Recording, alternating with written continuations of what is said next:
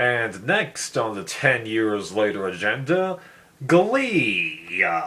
And I am glad that I'm watching this again because it's nice to actually have context for little tiny clips that I've seen done over and over again in fan videos, but at the same time, I'm really not looking forward to watching this show because it's just astonishing how quick it can go from having meaningful moments that are either deep or very relatable to where you're like, why the heck are these characters doing this? Like, what happened, you know?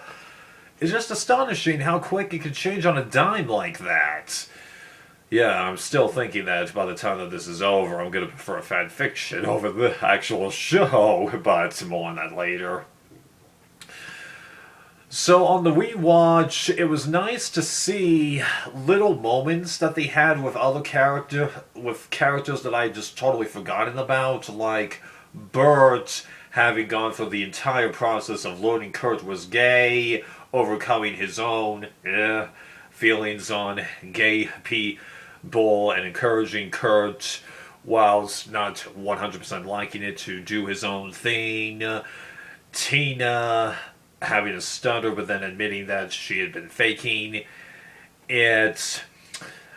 The addition of Jesse in here, because when I previously watched the show, I felt like that they were just introducing him to be a foil, and granted, he is a foil, but now that I know the relationship that Leah and Jonathan had prior to the show, their chemistry, their interactions, suddenly it adds a lot more to the show.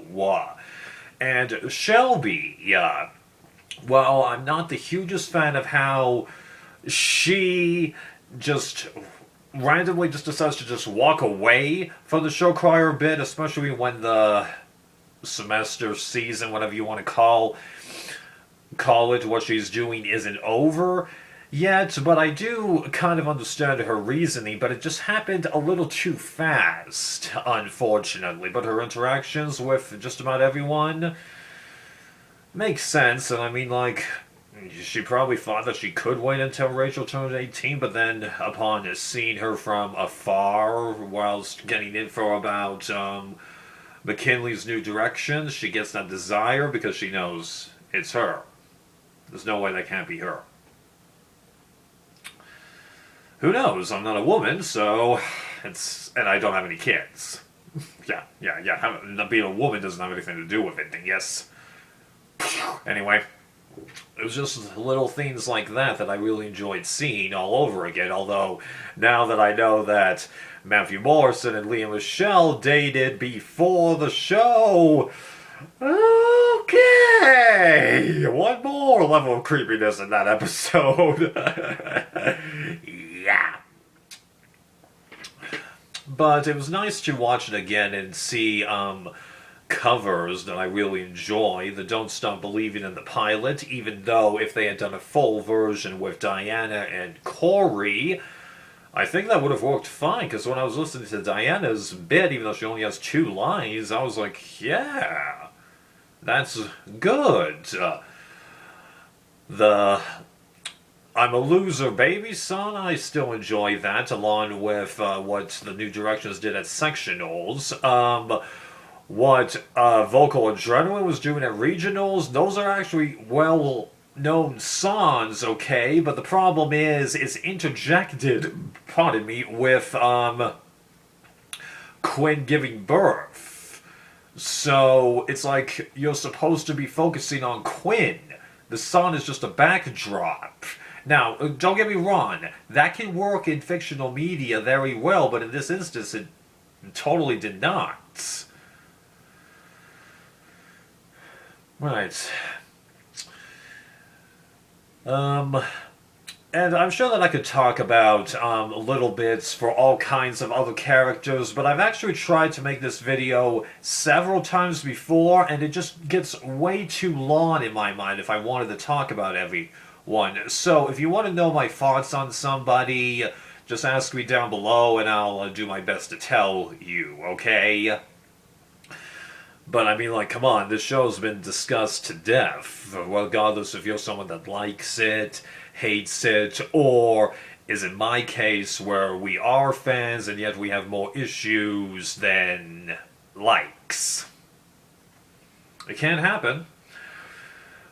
So jumping into that other bit that I mentioned at the beginning, where my character's changing on a dime and making you want to pull your hair out, even though I might not have used those exact words. Well, that's the main issue that I've got with this season, because again, there's just so many bits where people are trying to do deep, meaningful things, and then just 1 or 2 episodes later, all of a sudden they're doing just incredibly stupid things. Now, again, okay, part of that is the realism of the show, okay? Are teenagers perfect? Hell no. You think that I was a perfect saint going through high school? No. And by the way, okay, I am not somebody that disses upon high school. High school was a very good period in my life, especially when you compare it to middle school.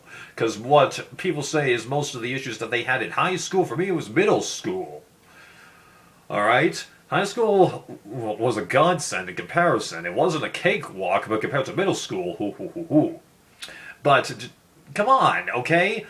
Flip-flopping and or not making decisions about your future. My brother and I did both of those things when we were in high school, okay? Hey? And, yeah. But all this flip-flopping is probably why I'm not the biggest fan of Finn, because, yes, Rachel did some flip-flopping when it comes to does she want to go with, the Glee Club, or does she want to go for the musical that, Sydney is trying to do. The guy who plays Ned Ryerson in Groundhog Day and Happy Chapman in the first Garfield movie. Yeah, she did that a couple of times, but that was all done within like an episode and change, okay? So that wasn't as bad as Finn going back and forward of, do I want to do football, do I want to do New Directions? Like, he changes his mind multiple times. Just like, oh, do I have an attraction to Rachel? Do I still want to help Quinn after I learned that actually she was lying to me and that it isn't my baby? Can I still be friends with Puck, even though that last one was really, really subtle? Because they just didn't really talk after it was discovered that Puck was the father, you know? But Finn, man, dude.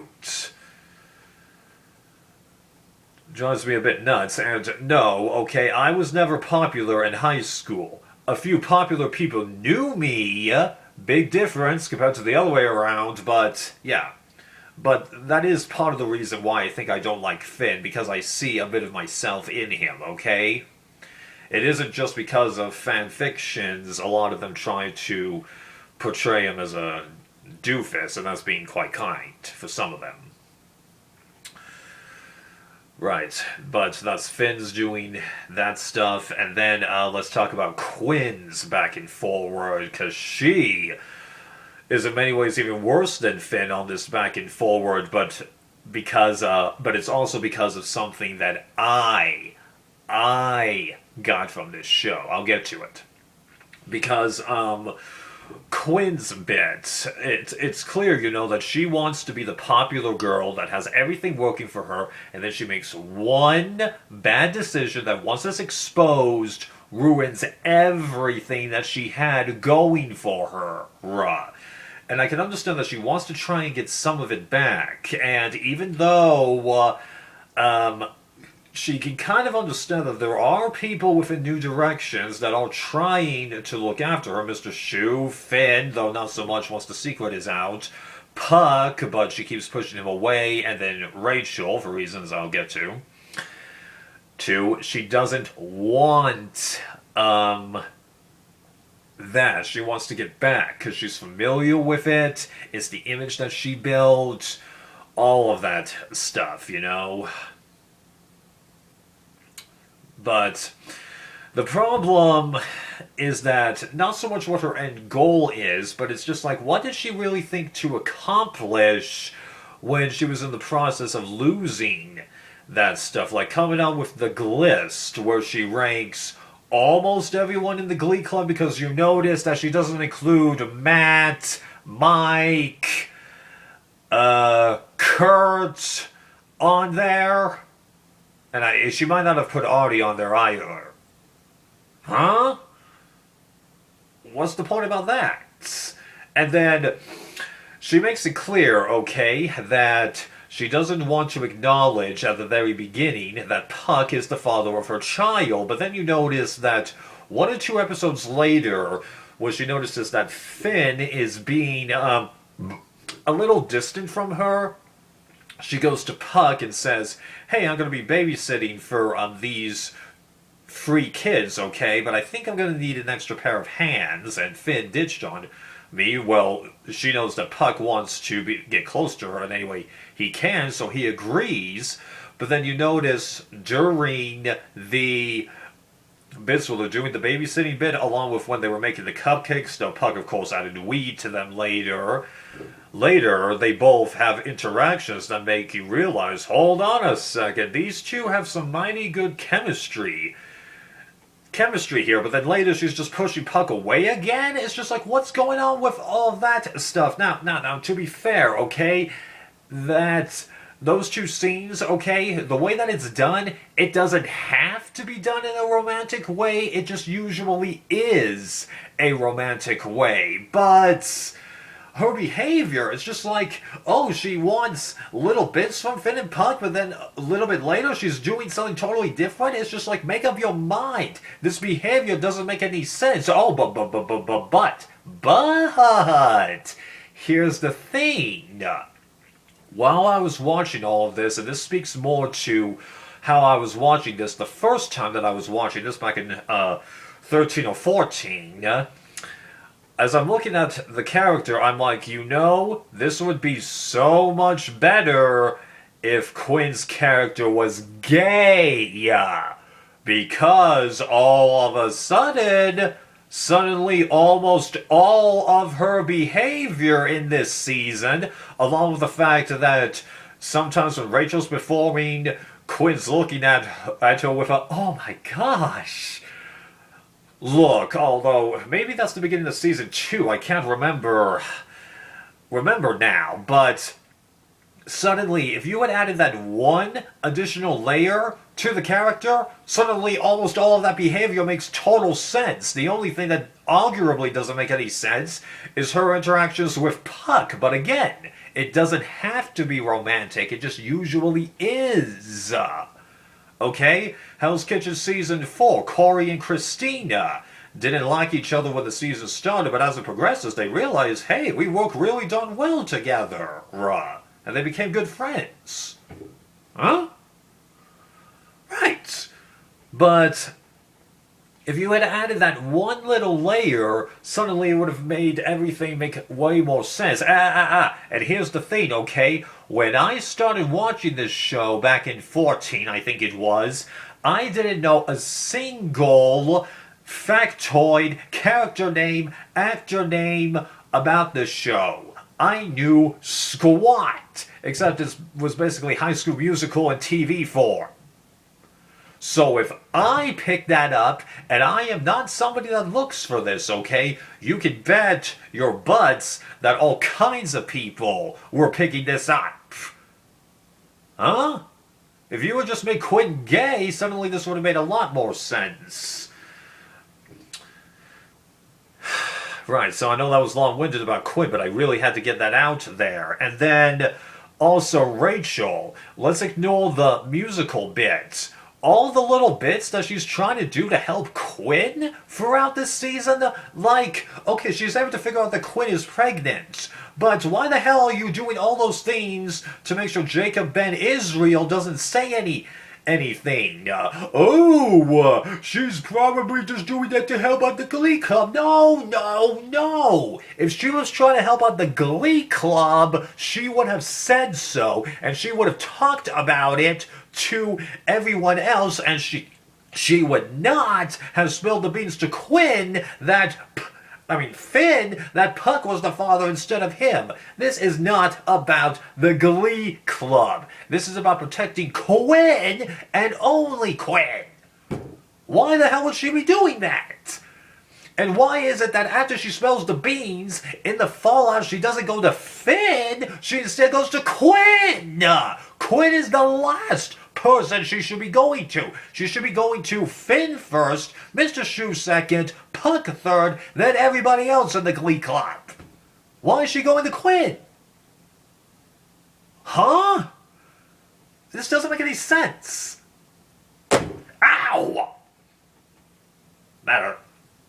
Anyway, yeah. Talk about crazy back and forward. And also that little bit where Mr. Shoe gets known as the slut, even though that was just really to break him and Emma up for the back 9. Okay, because this show was originally supposed to be 13 episodes, but then they expanded it to 22, but it seemed like they didn't have enough material to really pad it out other than prepping for regionals and, Shelby's storyline. Yeah.